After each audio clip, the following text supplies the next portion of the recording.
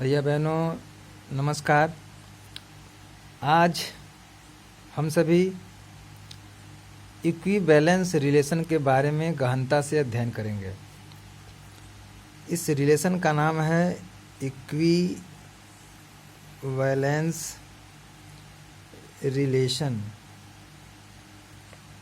Equivalence relation को हम हिंदी में तुल्यता संबंध के नाम से जानते हैं। तुल्यता संबंध, जैसा कि आपको बताया गया है, आप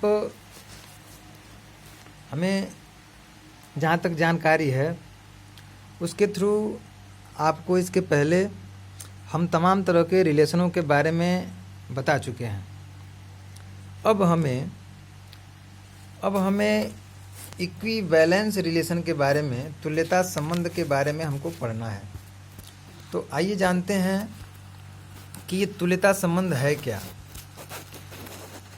तो सबसे पहले आपको जानकारी के लिए हम रिफ्लेक्सिव रिलेशन के बारे में और ये क्या नाम है सिमेट्रिक रिलेशन के बारे में और ट्रांजिटिव रिलेशन के बारे में इसके पहले वाले वीडियो में आपको बताया है।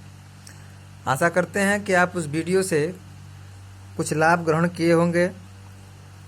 रिफ्लेक्सिव रिलेशन हमने आपको ये भी बताया था, इसके पहले वाले वीडियो में हल्की चर्चा की थी इक्विवेलेंस रिलेशन के बारे में, जिसको हम बोलते हैं तुल्यता वर्ग। यानी तुल्यता वर्ग के बारे में हल्की व्याख्या आपको बताई गई थी। तो उसमें एक होता है रिफ्लेक्सिव रिलेशन यानी स्वतुल्य संबंध। तो हम बात आती है यहाँ पे इक्विवेलेंस रिलेशन कहेंगे किसको। तो इक्विवेलेंस रिलेशन वह रिलेशन है जो रिफ्लेक्सिव हो, सिमेट्रिक हो और ट्रांजिटिव हो। इसका मतलब ऐसा संबंध जो स्वतुल्य हो, सममित हो और संक्रामक हो, उस संबंध को हम कहते हैं तुल्यता संबंध। तो इसकी परिभाषा होगी कि ऐसा संबंध जो स्वतुल्य हो, सममित हो और संक्रामक हो, उसको हम बोलते हैं तुल्यता संबंध। तो रिफ्लेक्सिव रिलेशन के बारे में आपको बताया गया था कि अगर ये कोई अरिक्त समुच्चय है, नॉन एम्प्टी सेट का मतलब अरिक्त समुच्चय, अगर ये कोई अरिक्त समुच्चय है और ए पर मतलब समुच्चय ए पर परिभाषित कोई संबंध आर इस प्रकार हो कि A is element of R for every A belongs to A. यानी समुच्चय ए पर परिभाषित कोई संबंध आर अगर क्रमिक युग्म ए भी आर में बिलोंग करे और प्रत्येक ए के लिए यह कंडीशन हो, तो हम ऐसे रिलेशन को बोलते हैं रिफ्लेक्सिव रिलेशन। उसको हम बोलते हैं तुल्यता संबंध। तो तुल्यता संबंध को हम बेहतर तरीके से समझने के लिए उदाहरणों का सहारा लेते हैं। चूँकि आप जानते हो कि ये जो रिलेशन हम पढ़ते हैं, रिलेशन के टाइप्स, वो रिलेशन के टाइप्स बाइनरी रिलेशन पे आधारित हैं, जिनको हम द्विआधारी संबंध भी कहते हैं। तो उन द्विआधारी संबंधों का निर्माण हुआ है ए क्रॉस ए से। अगर ए बराबर मान लीजिए 1 2 3 4 हो, तो ए क्रॉस ए की वैल्यू, जिसको हम कार्तीय गुणनफल कहते हैं, कार्तीय गुणनफल की वैल्यू ये होगी। यानी कि 1 का 1 से पेयर, 1 का 2 से, 1 का 3 से, 1 का 4 से, फिर 2 का 1 से, 2 का 2 से, 2 का 3 से, 2 का 4 से, ऐसे ये 4 तक चला जाएगा। तो हमको मिल जाएगा कार्तीय गुणनफल। इसको हम बोलते हैं कार्तीय गुणनफल। और हम ये जानते हैं कि चाहे संबंध कोई भी हो, कोई भी संबंध होगा, तो अगर उस संबंध को हम आर से डिनोट करते हैं तो आर हमेशा सबसेट होता है ए क्रॉस ए का। अब आपके दिमाग में ये बात चल रही होगी कि हम ए क्रॉस ए क्यों निकाले हैं। तो हम ए क्रॉस ए इसलिए निकाले हैं ताकि आपको समझ में आ सके कि आर हम कैसे प्राप्त करेंगे। आर को प्राप्त करने के लिए ए क्रॉस ए का होना जरूरी है, क्योंकि आर जो होता है, कोई भी जो संबंध होता है, वह ए क्रॉस ए का ही उप समुच्चय होता है। तो इसलिए हमने एग्जाम्पल के थ्रू ए क्रॉस ए निकाला है।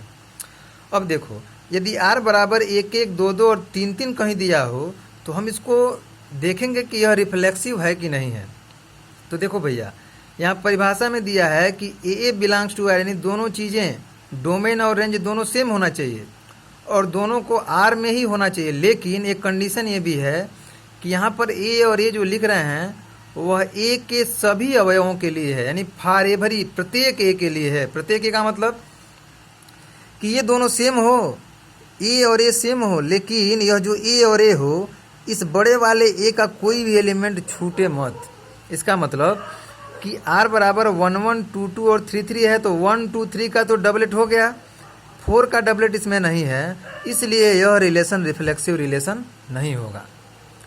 मतलब रिफ्लेक्सिव रिलेशन के लिए जितने भी ए में एलिमेंट पाए जाएंगे सबका डबलेट होना जरूरी है। तो अगर डबलेट होंगे तो रिफ्लेक्सिव होगा, डबलेट नहीं होंगे तो रिफ्लेक्सिव नहीं होगा। इस रिलेशन को देखते हैं हम, 1 1 है, 2 2 है, 3 3 है, 4 4 है। इसमें 4 क्रमिक युग्म हैं और इसमें 4 अवयव हैं, चारों अवयवों के डबलेट यहाँ पे मौजूद हैं, इसलिए यह रिफ्लेक्सिव रिलेशन होगा। तो ये थी रिफ्लेक्सिव रिलेशन की परिभाषा। अब हम सिमेट्रिक रिलेशन के बारे में जानते हैं।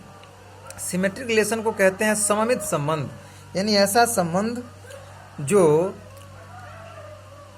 ए पर परिभाषित हो, यानी उसी समुच्चय पर परिभाषित हो, किसी भी समुच्चय पर परिभाषित हो, लेकिन उस समुच्चय को अरिक्त होना पड़ेगा। अरिक्त होने का मतलब जिसमें कुछ ना कुछ अवयव जरूर हो, उसको बोलते हैं अरिक्त। अ माने नहीं, रिक्त माने खाली। ऐसा समुच्चय जो खाली नहीं हो उसको हम बोलते हैं अरिक्त समुच्चय। तो इसमें क्या कंडीशन है? इसमें कंडीशन ये है कि अगर ए बी है आर में तो बी ए को भी आर में होना पड़ेगा, और ए और बी कहाँ के हैं? तो वह समुच्चय ए के हैं। इसका मतलब अगर A is related to B, then B is also related to A। तो जैसे मान लीजिए हम इस एग्जाम्पल को देखते हैं 1 1 2 2 3 3 4 4।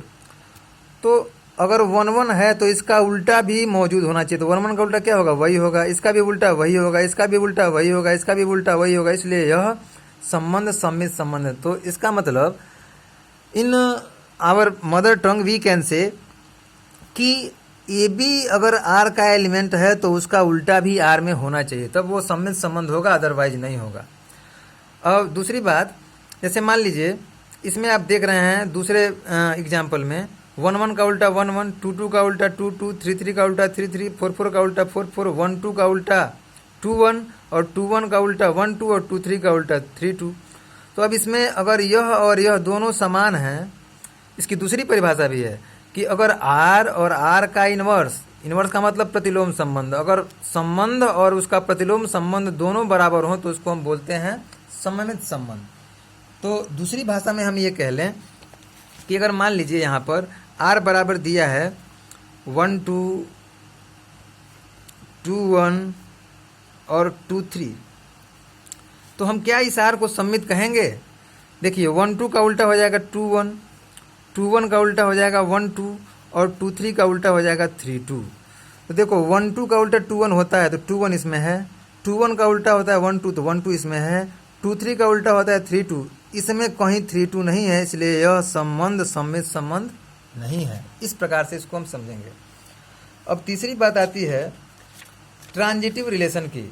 तो ट्रांजिटिव रिलेशन का अर्थ है संक्रमक संबंध, ऐसा संबंध जो संक्रमण पैदा कर दे।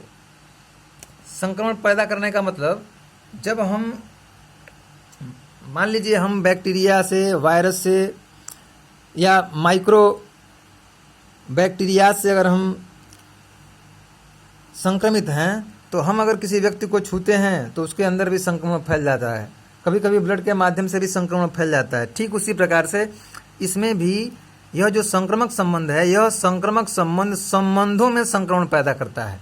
कैसे? मान लीजिए अगर ए बी है आर का एलिमेंट और बी सी है आर का एलिमेंट, तो ए सी को भी आर का एलिमेंट होना पड़ेगा।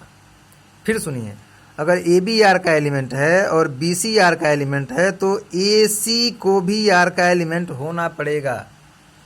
अगर ए सी आर का एलिमेंट नहीं होता है तो वह संबंध संक्रमक संबंध नहीं है। कैसे? देखिए यहाँ पर ए बी में ए संबंधित है बी से, और कह रहा है यहाँ पर कि ए बी हो आर का एलिमेंट और बी सी हो आर का एलिमेंट, तो ए सी को भी आर का एलिमेंट होना पड़ेगा। तो ए संबंधित है बी से और बी संबंधित है किससे? सी से। तो जब ए जो है वह सी से संबंधित हो जाएगा तो कहेंगे वह संबंध संक्रमक संबंध है। देखिए जैसे मान लीजिए आर बराबर 1 2 3 4 के लिए, ए बराबर 1 2 3 4 के लिए आर कोई संबंध है 1 2 2 1 1 1 2 2 और 3 3, तो इस संबंध को हम संक्रमक कहेंगे। क्यों? क्योंकि 1 2 है, यहाँ 2 1 है, तो 1 2 2 1 ये दोनों सेम होना चाहिए, इसका दूसरा इसका पहला। तो हमको क्या मिलेगा, 1 और 1, तो 1 और 1 यहाँ पे है। इसी तरह सबको देख लेंगे, सब मिलेंगे तो कहेंगे यह ट्रांजिटिव है, अदरवाइज नहीं है। अब हम आएंगे, बात हमारी आएगी इक्विवेलेंस रिलेशन की, तुल्यता संबंध की। तो इसकी परिभाषा है ऐसा संबंध जो स्वतुल्य, सममित व संक्रामक हो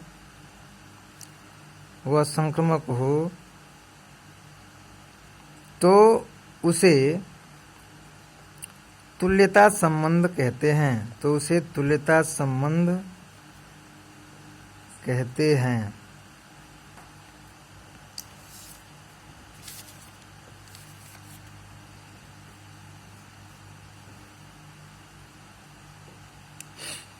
जैसे मान लीजिए अगर हमारे पास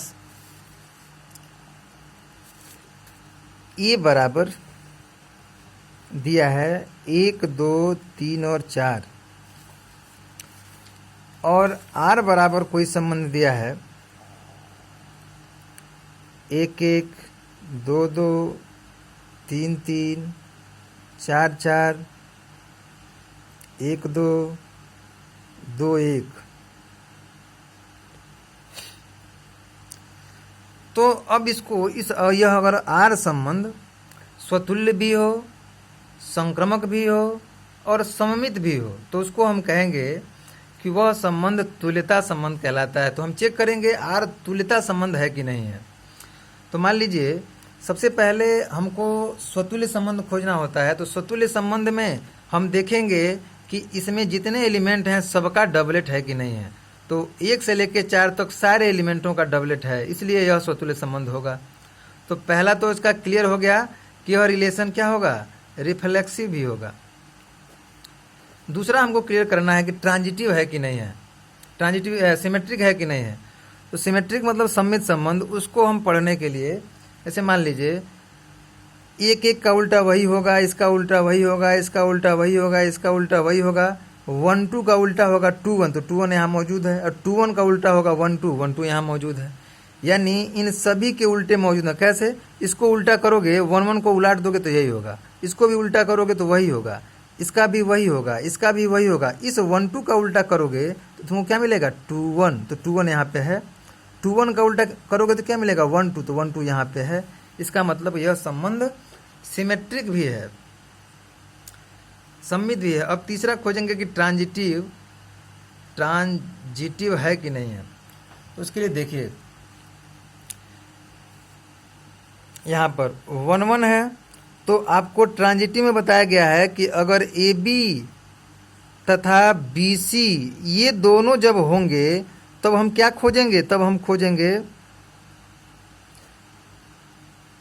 खोजेंगे क्या, ए सी। अगर ए बी और बी सी होगा तब ए सी खोजेंगे, नहीं तो हम नहीं खोजेंगे। तो देखो यहाँ पे 1, 1 है, तो 1, 1 है तो इसका दूसरा एलिमेंट 1 है। तो अब देखेंगे कि इस पूरे क्रमिक युग में कौन 1 से शुरू हुआ है। तो 1, 1 और 1 से शुरू हुआ है ये 1, 2।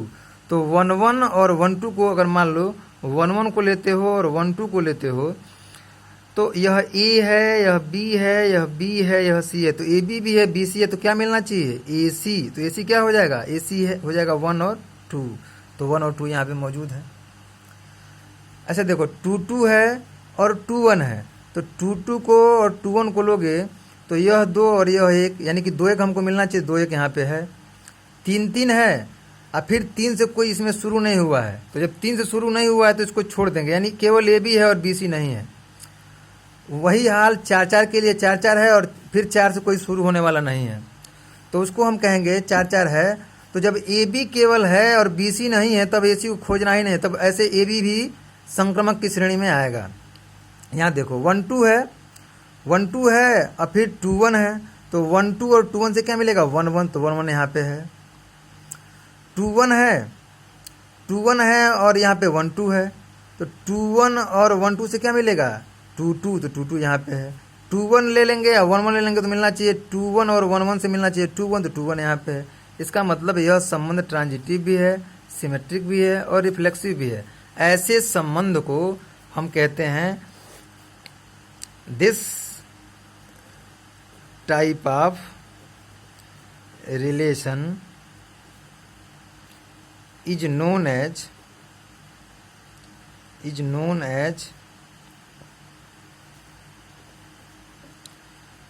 Equivalence relation. इसको हम कहेंगे कि यह है तुल्यता संबंध। तो फिलहाल आप अभी यहीं तक तैयार करेंगे। इसमें कहीं कोई दुविधा होगी तो आप हमको चैटिंग के माध्यम से संपर्क करके बताएंगे, हम आपकी उस दुविधा को दूर करेंगे। आपको कहीं समझ में नहीं आ रहा होगा तो आप हमको बताएंगे, चैट के माध्यम से हम उसको दूर करेंगे। और फिलहाल आप यहीं तक पढ़ेंगे और इसके बाद अगले वीडियो में हम इक्विवेलेंस इक्विवेलेंस रिलेशन के कुछ और उदाहरण देखेंगे और उस उदाहरण के बाद फिर क्वेश्चन हम सॉल्व करेंगे। फिर चलेंगे हम उसके बाद इक्विवेलेंस क्लास की ओर। धन्यवाद।